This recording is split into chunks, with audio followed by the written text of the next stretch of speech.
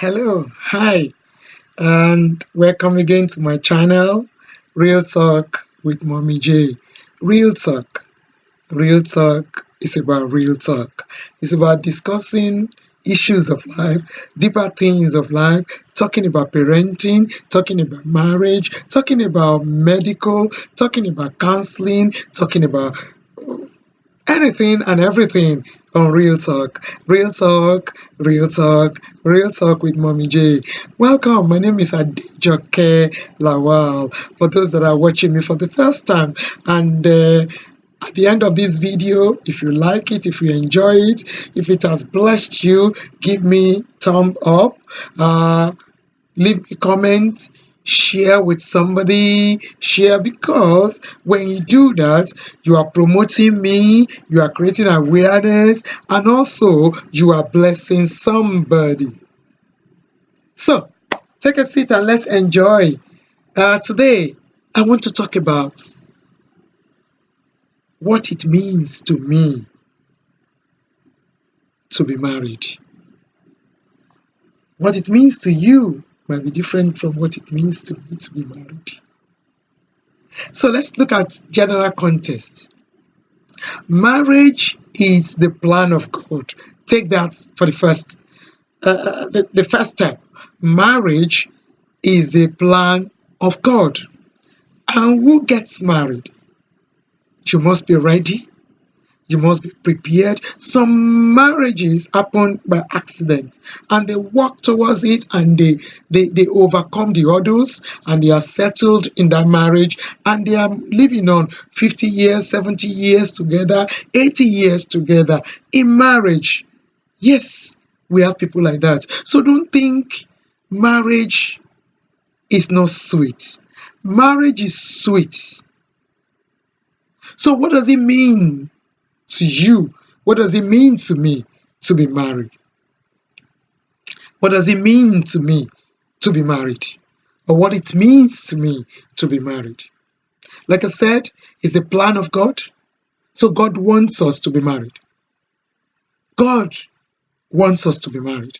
That's why He said, for this reason a man shall leave his father and mother and will cleave unto his wife. And He said, behold, it's not good for this man to be alone.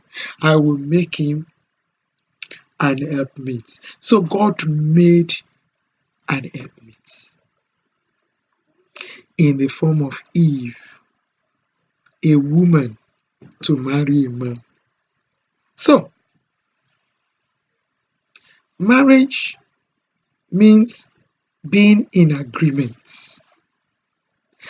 Two people agreeing together.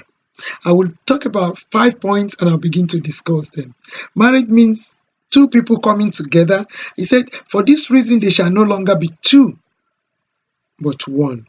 So they have to be people of like minds, people that their heart, soul, spirit always connect, that when they speak, they are speaking from the one voice. They are not antagonizing each other. They are always in agreement. Marriage means letting go of your selfishness. Marriage is selfless. Ability to agree that the minute I'm married and I say, I do, the moment you say I do on that altar or in the registry, you drop me, me, I, me. It becomes us, we, ours. So, dropping your selfishness. Marriage means becoming one. Like I said, you are no longer two, you are no longer two, but one. Two people standing as one. You know why you are one? Your heart, your soul, your spirit. Your bodies may be two different bodies, but what makes you human being? That spirit, that heart that you carry, the soul that is in you becomes one. And that's what the Bible is talking about. not the bodies. And it means cleaving, merging, entering into the space of the another person. So you are stepping into the space. You are taking the space. So in marriage, it's not like I need space. No, there's no I need space again in marriage. That space is being occupied. That space is being taken. That's number 3. Number 4, marriage means shaping a new generation. As a matter of fact, I called it writing a book. Because the minute you are married, you are writing a book. A book for young ones coming behind to see a couple to emulate. A book to shape other generations coming behind you. You are going to shape a new generation. This new generation are the children that you bring forth in that marriage.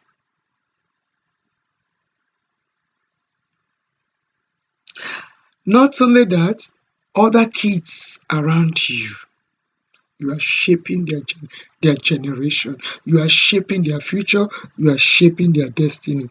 So marriage means changing, learning, and growing. Changing, learning, and growing. You begin to learn new things.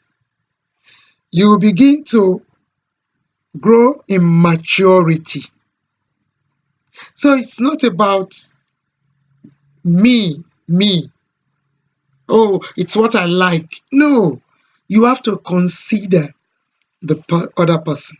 So in your growing, your learning, becoming matured, because you will learn regardless. You might have been in courtship for 20 years. The minute you start living together, you begin to learn new things. And you begin to wonder, I didn't notice that before. It was there. That thing you begin to notice, they were there. But because of love, you've missed it. So those things that you have missed, because that person is not going to become a brand new person. So those things are there. But those things that you have missed, that's what I do when I counsel people. That's some things that you have missed while you are in courtship, you will begin to see them after you said, I do. Because by the time you say I do to each other and you begin to live together, your eyes will be open to many things. Then you have time to see more than spending time in courtship. So what does marriage means to you? So marriage means it's all about sharing. It's all about me changing to we, to us, to ours. It's about sharing your kitchen. For men that are so perfectionist, I call them, or ladies that are perfectionists, it's about sharing. It's about things might not be where they are supposed to be, that you always keep them tidy. It's about sharing your bed. It's about sharing your life. It's about sharing your accounts. It's about sharing your finances. So it's no longer my money. It is our money. Marriage is no longer about this is the way I like it. But marriage is about how should we be doing it. So it's so difficult. It's so technical. But when you get into it, when you get into the routine, when you allow self an ego to disappear, and you allow another person to occupy the space, then you will enjoy marriage. Marriage is sweet. Marriage is wonderful. Marriage means that in every battle you face, you're no longer facing the battle alone. You're facing the battle together. Marriage means your unhappiness is my unhappiness. Marriage means your joy is my joy. Marriage means respecting one another. Marriage means living for the other person. So if you want to go shopping, you have to think, before I can spend £300 shopping on myself, you want to think, what about my spouse? I don't think I'll be able to spend £300 shopping on myself anymore. So it's either I don't maybe spend £100 thinking of my spouse. So it's about thinking of the other person. Marriage means that's the day I said I do, means I have surrendered all to my spouse. My spouse have surrendered all to me. No secrets, no shaming game, no blaming game. No blaming, no shaming. It's about coming together in love, in oneness, communication, mutual agreements. So it's about agreeing on things together. You cannot just impromptu things before, because when you are single, when you are on your own, impromptu decision. No, we have to sit down and talk about it. And men needs to know this. You can't just lodge your decision on the other person. It's about talking and agreeing together. Oh, dear, honey, or whatever you call each other, I feel we should do this. What do you think about it? Not just we're doing this and we have decided and we are doing it. No, it doesn't work like that. Marriage is not like that. Marriage is about agreeing together. Marriage is about the two parties letting go of selfishness and become selfless. Thinking, putting the other person first. Marriage is about putting the other person first. You have to put the other person first before yourself. Marriage is about you're no longer two, but one. As I've said. So you want to think, I can't do anything on my own again.